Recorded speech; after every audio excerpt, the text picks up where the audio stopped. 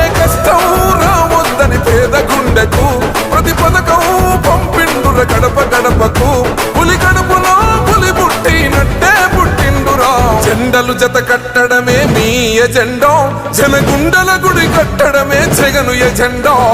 బలిరా బలి బలిరా బలిరా పులి వెందులలో పుట్టిందా పులిరా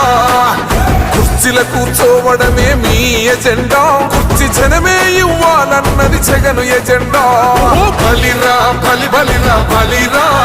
పేద బతుకుల మార్చినది ఆ పులిరా